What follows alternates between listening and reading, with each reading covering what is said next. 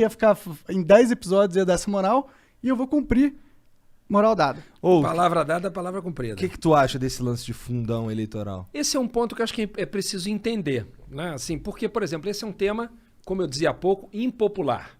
Né? Assim, as pessoas pensam assim, dinheiro para fazer política, isso será que deve ter?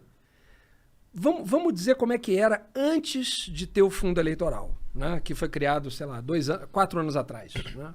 A primeira eleição foi a eleição de 2018, que teve fundo eleitoral. Essa decisão de criar o fundo eleitoral veio na sequência de uma decisão do Supremo que proibiu doação de empresas para partidos e candidatos. Tinha os problemas do Caixa 2 e tal. Não só isso, Igor, tinha também. Mas não é só por isso que é errado, a cada 4 anos, todos os caras que vão fazer leis no país e que vão governar o país, bater na porta de empresa para pedir dinheiro para sua campanha. Porque aí a empresa coloca umas cordinhas nele. Isso cria uma dependência do mundo político em relação ao mundo do dinheiro, a quem tem dinheiro, que não é boa para democracia nenhuma. Assim, o que deve valer é voto e não dinheiro. As pessoas devem chegar ao poder, né? E aí eu vou falar em relação ao próprio Bolsonaro, né?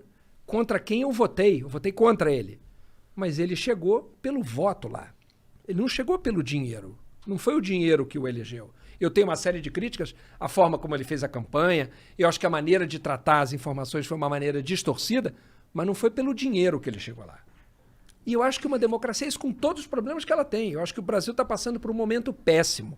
Eu adoraria que ele não tivesse sido eleito, mas foi. Foi decisão da população, do povo. Então, eu acho que é o voto que deve decidir quem se elege, não quem tem melhores relações com empresas que dão dinheiro. Quando isso foi proibido pelo Supremo, corretamente, criou-se um problema de, tudo bem, a empresa não pode doar, mas como é que você financia as eleições? O dinheiro tem que sair de algum lugar. Doação individual, talvez? Poderia sair. E eu toparia que fosse com uma condição. Que fosse a doação individual, ela fosse limitada a um valor igual por pessoa. E ela não é. Perfeito. Hoje em dia ela não é. Hoje em dia como é que é? A pessoa pode doar, a pessoa física, pode doar até 10% do total do que ganhou no ano anterior. Ora, 10% do homem mais rico do Brasil. Então quem vai representar esse cara, quem o homem mais rico do Brasil quer dar para ajudar, para representá-lo, vai ter muito mais dinheiro do que quem quer representar, por exemplo, o trabalhador. Então eu não acho isso correto. Agora, se fosse assim, o máximo que pode doar é 1 salário mínimo por pessoa. Beleza. Porque aí você está igualando todo mundo. Sim. O fundo eleitoral, então, veio para tentar criar um mínimo de igualdade. Agora, qual foi o problema? O problema é a distorção, é o exagero, é o volume, é o tamanho.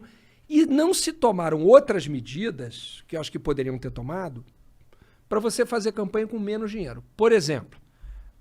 Desculpa só te cortar aqui, mas é que você falou uma coisa que linka com algo que você falou agora há pouco, que era que antes tinha uma distorção que os caras iam lá pedir arrego para os grandes empresários. Isso. Porém, do jeito que o fundo eleitoral está construído, agora esses senhores mudaram. Agora eles são os líderes partidários. Os presidentes de partidos. Mas isso é uma distorção, tipo, a gente só mudou quem era o carrasco, mas a gente ainda está numa situação onde existe um carrasco. Você tem razão. É preciso, como você disse bem, pensar formas de democratizar isso para impedir que sejam as burocracias partidárias, as direções partidárias que se mantêm lá por muitos anos às vezes, que definam quem que vai ser o beneficiado, quem vai ser o escolhido. Tá certo, né?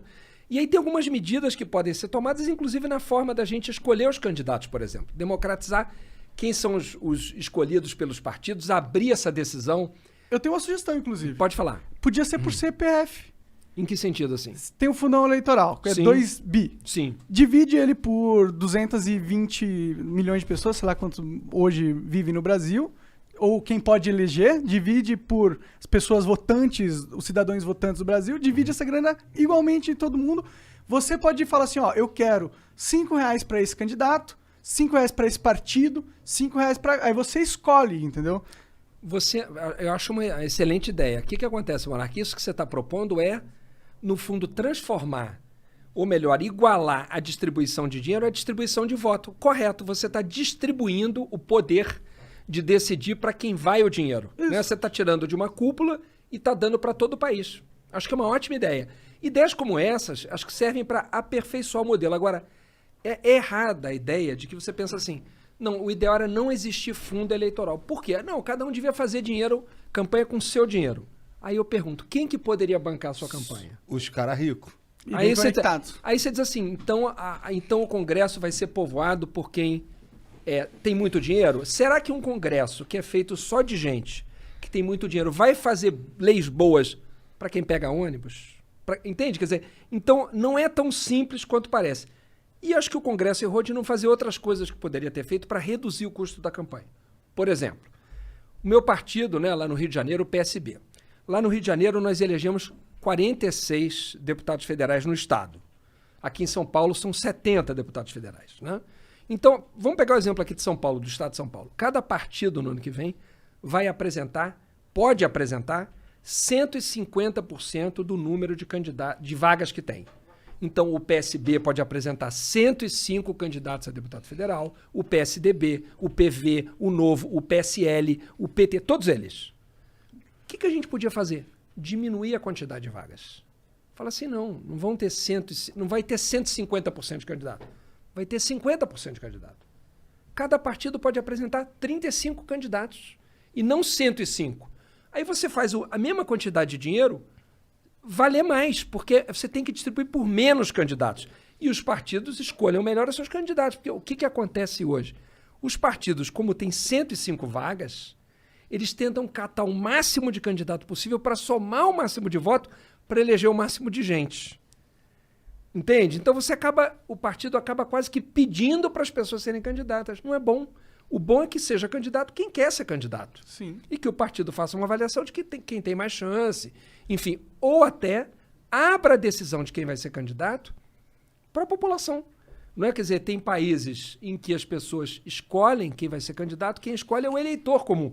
Por exemplo, o que foram as primárias lá nos Estados Unidos que escolheram o Joe Biden, né? Uhum.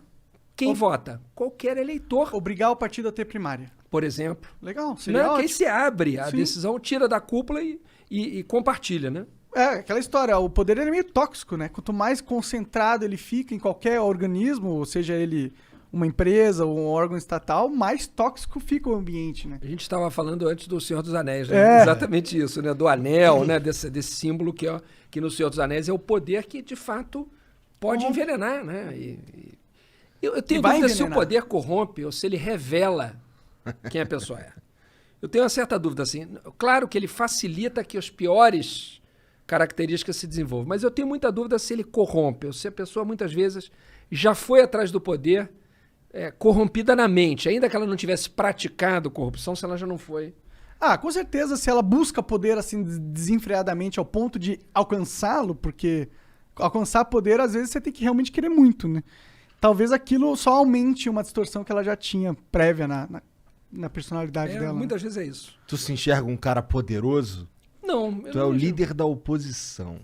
Mas líder da oposição, o que eu faço? Assim, na verdade, eu articulo, né? Eu ajudo a articular, a organizar, com outros colegas, o que a gente vai fazer para se contrapor ao governo, qual proposta a gente vai apresentar, né? Não me sinto uma pessoa poderosa, não. Assim, eu sinto que eu estou deputado. Tu tá deputado há quanto? Já acho que é o segundo mandato? Esse é o terceiro mandato de federal. Eu tive 2 como estadual. Então, eu tive 2 mandatos lá na LERJ, né, na Assembleia Legislativa do nosso estado. Você sou carioca. Oriundo lá do Rio também, é carioca. E 3 mandatos como deputado federal. Então, assim, cada mandato é uma luta. Agora há pouco conversava que uma vez me viu panfletando na rua. Eu faço muito campanha assim, né? Eu tava falando que a primeira vez que eu te vi, eu tava saindo do metrô de Botafogo e tu tava lá panfletando. Eu fiquei, caralho, Molon. Eu não sei porque que eu já sabia quem você era. Provavelmente por causa do... Faz muito tempo isso. Hã? Não é muito tempo isso? Faz um tempão. Mas assim, a gente tava avaliando que deve ter sido 2014. Por aí. Mas eu já sabia que você era o Molon, porque assim, primeiro que os teus cabelos brancos chamam a atenção. Não, eu boto a máscara e todo mundo me reconhece mesmo de máscara. Ninguém... O símbolo tá na cabeça. Né? Mas é verdade, você é um cara que, vai pra rua. Você ainda vai pra rua? Vou pra rua. Quando você era criança, você imaginava que você ia virar um deputado líder da oposição? Não, nunca imaginei que eu fosse trabalhar com política, que eu fosse me dedicar a isso. E o que te levou pra isso? Foi a minha experiência como professor. Entendi. O que acontece? estava contando aqui para vocês antes de começar o programa, né? Quando eu terminei o ensino médio, né? Na época chamava segundo grau. Né? Eu terminei o ensino médio, aí eu fui fazer vestibular, que também não tinha Enem, era só vestibular. Aí eu passei para física e para história. Aí eu fui fazer